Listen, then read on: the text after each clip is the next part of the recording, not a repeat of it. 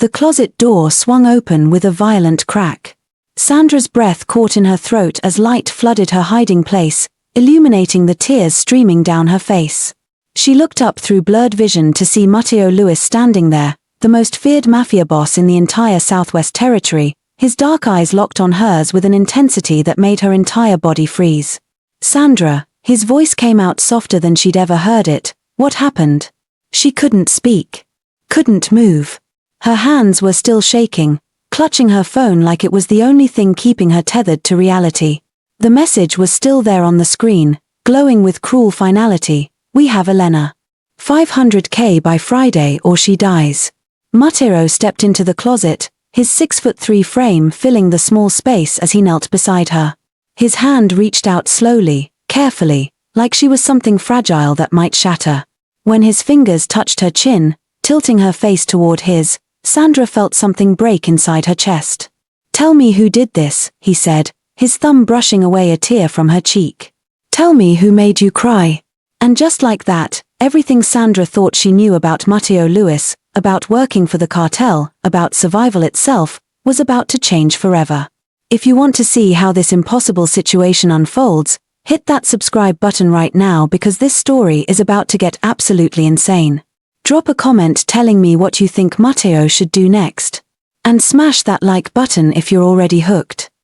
Sandra's voice came out broken, barely a whisper. "They took Elena. The Salazar Cartel. They took my baby sister." Matteo's jaw tightened, and Sandra watched something dangerous flash across his face. She'd worked as his executive secretary for 2 years, had seen him negotiate million-dollar deals, had watched him stare down rival bosses without flinching, but she'd never seen this look before. This was personal. "When?" he asked, his hand still on her face, grounding her. 3 hours ago, Sandra said, her words tumbling out now that the dam had broken. She was leaving her nursing class. They grabbed her right off the street in broad daylight. "Victor Salazar sent me this." She held up her phone with trembling hands. Matteo took it, his face going completely still as he looked at the photo. Elena, 22 years old with Sandra's same dark hair and green eyes, bound to a chair in what looked like a warehouse. Her face was bruised. There was dried blood at the corner of her mouth. "He wants $500,000, Sandra continued, her voice breaking again. "By Friday. That's 3 days, Matteo. 3 days and I don't have anything close to that. I've been trying to think of something, anything, but I can't lose her. She's all I have left. Our parents died when she was 12 and I've raised her by myself and I can't." "Stop." Matteo's command was gentle but firm. He set the phone aside and took both of her hands in his. "Breathe with me. In through your nose, out through your mouth." Sandra tried to follow his instruction, but her chest was too tight, the panic too overwhelming. "Sandra," Matteo said, squeezing her hands. "Look at me. Right here. You're not alone in this. Do you understand? You're not handling this by yourself. But Victor Salazar is a dead man," Matteo finished, his voice dropping to something cold and absolute. "He just doesn't know it yet." Sandra stared at him, shocked by the certainty in his tone. "You can't start a war over my sister. The Salazar Cartel controls half the southern ports. Your council would never approve it. The peace treaty. I don't need anyone's approval," Matteo said, helping her to her feet. His hands stayed on her arms, steadying her. "And that treaty died the moment Victor put his hands on someone under my protection." "I'm just your secretary," Sandra whispered. Matteo's eyes held hers with an intensity that made her heart stutter. "You're not just anything. Not to me. You've never been just anything." The words hung in the air between them, loaded with implications Sandra wasn't ready to process. Before she could respond, Matteo pulled out his own phone and made a call. "Carlos, I need you in my office. Now. And get Marco and the twins. We have a situation." He hung up and looked back at Sandra. "Can you walk?" She nodded, though her legs felt like water. Matteo kept one hand on her lower back as he guided her out of the closet and through the private bathroom that connected to his massive corner office. The late afternoon sun was streaming through the floor-to-ceiling windows, casting everything in gold light that felt wrong for the nightmare unfolding around her. "Sit," Matteo said, directing her to the leather couch rather than the formal chairs across from his desk. He poured her a glass of water from the bar cart, then added a splash of whiskey to it before handing it to her. "Drink." Sandra took a sip, the burn helping to ground her back in her body. She watched as Matteo moved to his desk and pulled up something on his computer, his fingers flying across the keyboard with practiced efficiency. "Victor's warehouse operations," he muttered, more to himself than to her. Where would he take her? Where would he feel safe? The office door burst open and 4 men filed in, all of them members of Matteo's inner circle. Carlos, his second-in-command, took one look at Sandra's tear-stained face and his expression darkened. "What happened?" Carlos asked. "Victor Salazar kidnapped Sandra's sister 3 hours ago," Matteo said, not looking up from his screen. "He wants 500,000 by Friday." "That spineless," Marco started, but Matteo held up a hand. "Save the commentary. We need to find Elena Mason, 22, last seen at Metropolitan Nursing College." He turned his screen around to show them Elena's photo. "Victor's got her somewhere he feels protected. Somewhere he thinks I won't reach." "The Veracruz warehouse," one of the twins said immediately. "It's technically on neutral ground. The old treaty zone." "Exactly what I was thinking," Matteo said. "Which means Victor's counting on me respecting boundaries." His smile was sharp enough to cut. He miscalculated. Sandra set down her glass with shaking hands. "You're really going to do this? Risk everything for someone you barely know?" Matteo's eyes found hers across the room. "I know you, Sandra. That's enough." The simple statement hit her harder than anything else could have. In 2 years of working together, she'd kept everything professional, kept her distance, never let herself acknowledge the way her pulse quickened when he walked into a room or the way his rare smiles felt like sunshine breaking through clouds. She'd told herself it was impossible, that she was nobody, that he was a mafia boss who could have anyone.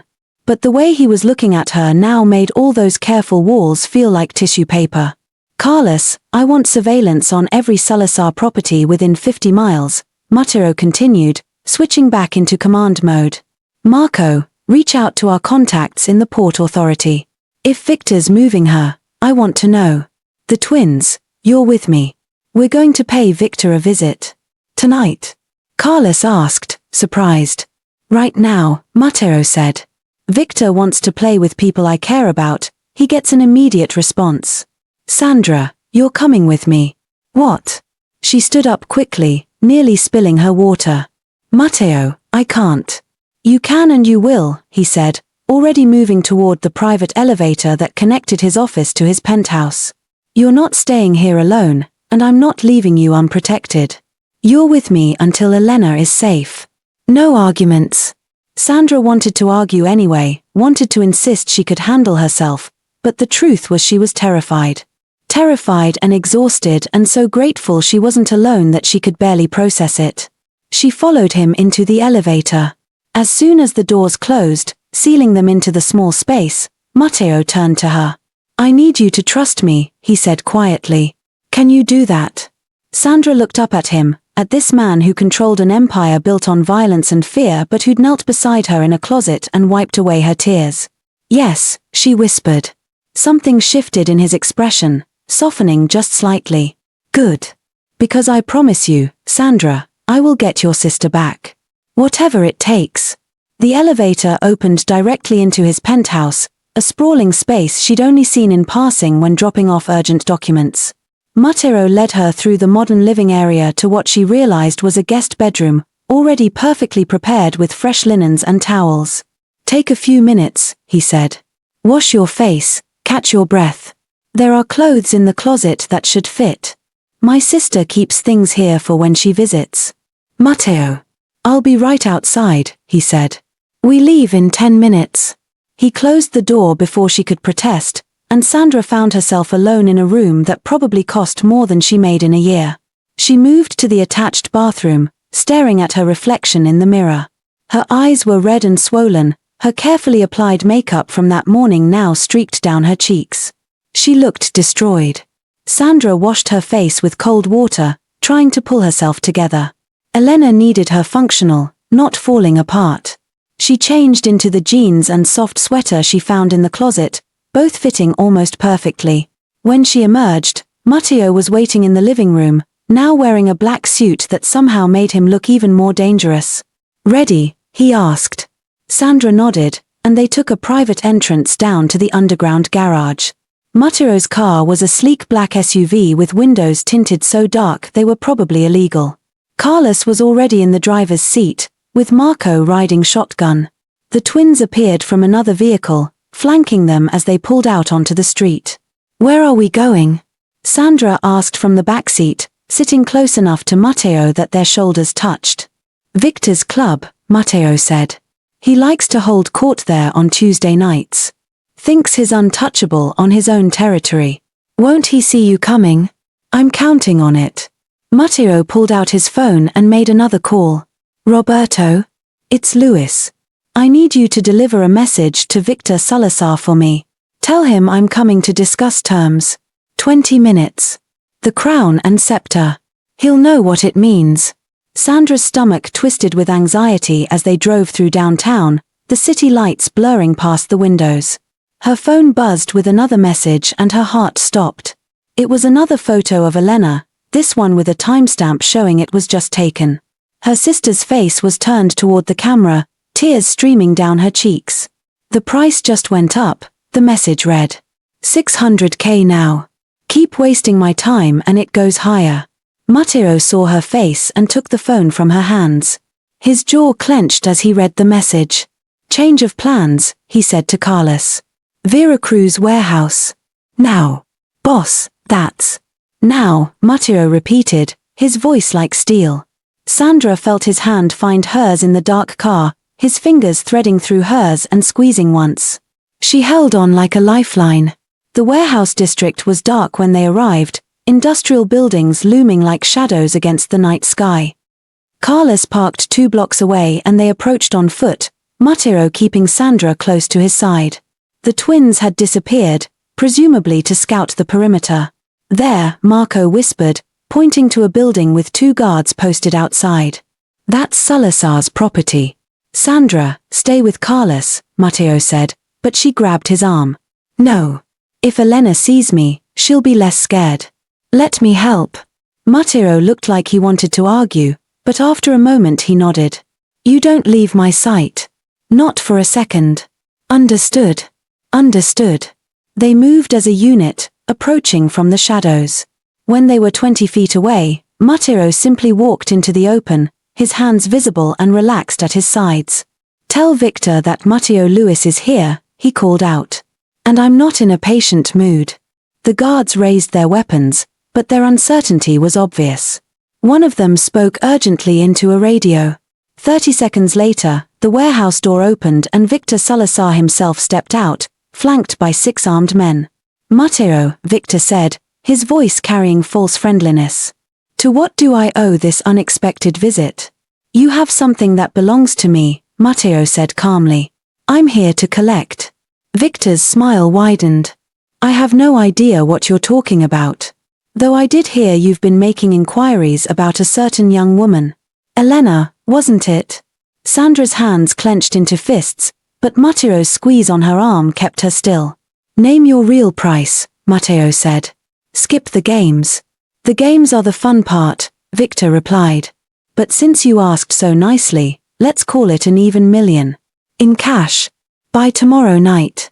That wasn't the original demand. Prices change. Supply and demand, you understand. Plus there's an additional fee for rushing me. Victor's eyes finally landed on Sandra, and his smile turned cruel. "Hello, Sandra. Your sister says hi. She's very pretty, you know. Be a shame if anything happened to that pretty face." Matteo moved so fast Sandra barely saw it. One moment he was standing beside her, the next he was in Victor's face, his hand wrapped around the other man's throat. "If you've hurt her," Matteo said, his voice deadly quiet, "if you've touched one hair on her head, I will burn your entire operation to the ground. I will destroy everything you've built. I will make you beg for death."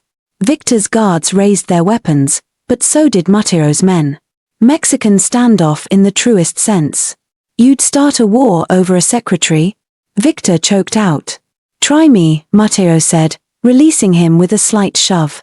1 million by tomorrow night. Fine. But I see Elena now. I verify she's alive and unharmed, or the deal is off and we settle this the old way. Victor rubbed his throat, his eyes flickering with uncertainty. Finally, he nodded to one of his men. Bring the girl. The wait felt eternal. Sandra's heart was pounding so hard she thought it might burst from her chest. Then the warehouse door opened again and 2 men dragged Elena out between them. Elena. Sandra lunged forward, but Matteo caught her around the waist. Not yet, he murmured in her ear. Wait. Elena looked up, her face battered but her eyes widening with hope when she saw her sister. Sandra. Sandra, I'm sorry, I'm so sorry. It's not your fault, baby, Sandra called out, tears streaming down her face. It's going to be okay. Touching, Victor said dryly. Tomorrow night, Luis. The money or the girl dies. Your choice. Oh, it's not a choice, Matteo said. You'll get your money. But Victor. After this is done, after Elena is safe, you and I are going to have a much longer conversation about boundaries and respect. Is that a threat? It's a promise. They backed away slowly, Matteo keeping Sandra's hand firmly in his until they were around the corner and out of sight. Only then did Sandra break down completely, her knees giving out as sobs wrenched from her chest. Matteo caught her, lifting her into his arms like she weighed nothing and carrying her back to the SUV. He climbed into the back seat with her, holding her against his chest as she cried, his hand stroking through her hair. She's alive, he murmured. She's scared but she's alive. We saw her. Tomorrow night, we get her back. $1 million, Sandra choked out. Matteo, I can't. I can. And I will. This isn't your burden, Sandra. It never was. She pulled back to look at him through blurred vision. Why are you doing this? Really? Matteo's hand came up to cup her face, his thumb tracing her cheekbone. Because 2 years ago, you walked into my office for an interview and I knew my life was about to change. Because you bring me tea every morning made exactly how I like it even though I never told you how I take it, you just figured it out. Because you laugh at Carlos's terrible jokes and remember Marco's daughter's birthday and you've never once looked at me with fear even though you should. Matteo. Because when I think about my life, he continued, his voice rough with emotion, when I think about what matters, you're there, Sandra. You've been there for 2 years and I've been too much of a coward to tell you. Too afraid of scaring you away. But I'm done being afraid. Sandra's breath caught. You could have anyone. I don't want anyone, he said simply. I want you. The kiss happened without conscious decision, born from fear and adrenaline and feelings they'd both been suppressing for far too long. Matteo's lips were gentle despite the desperation Sandra felt coursing through both of them, his hand cradling the back of her head like she was precious. When they finally broke apart, both breathing hard, Matteo rested his forehead against hers. Tomorrow night, he said. We get Elena back. Then you and I are going to have a very long conversation about everything. Deal? Deal, Sandra whispered. The next day passed in a blur of preparations. Matteo had Sandra stay in his penthouse, guarded by Carlos while he arranged the money and coordinated with his network. She spent most of the day staring at her phone, jumping every time it buzzed, praying for more proof that Elena was still okay. When evening came, Matteo found her standing by the floor-to-ceiling windows, watching the sun set over the city. It's time, he said quietly. Sandra turned, taking in his appearance. He was dressed all in black, looking every inch the dangerous man everyone feared. But when he looked at her, his eyes were soft. I'm coming with you, she said before he could argue. Sandra. She's my sister. I need to be there. Please. After a long moment, Matteo nodded. Stay behind me. Do exactly what I say. If something goes wrong. Nothing's going to go wrong, Sandra said with more confidence than she felt. They drove back to the warehouse district as night fell, the city lights giving way to industrial darkness. This time, there were more vehicles, more men. Matteo had brought his entire security force. Something's wrong, Carlos said as they approached. Too quiet. He was right. The warehouse looked deserted, no guards posted outside, no lights visible. It's a trap, Marco said. Boss, we should pull back. We can't, Sandra said. Elena's in there. Matteo studied the building, his jaw tight. Carlos, take a team around back. Marco, cover the side exits. The twins with me and Sandra. If this goes sideways, get her out first. That's an order. They moved in tactical formation, weapons drawn. When they reached the main entrance, Matteo kicked the door open in one smooth motion, and they flooded inside. The warehouse was dimly lit, and Sandra's eyes took a moment to adjust. When they did, her heart stopped. Elena was there, still tied to a chair in the center of the empty space. But Victor was gone. Instead, there was a single man standing beside her sister, someone Sandra had never seen before. Matteo Luis, the stranger said, his accent marking him as Eastern European. I've heard so much about you. Who the hell are you?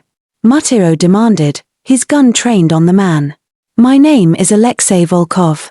Victor Salazar works for me. Worked for me, I should say, past tense. He's currently indisposed for overstepping his authority.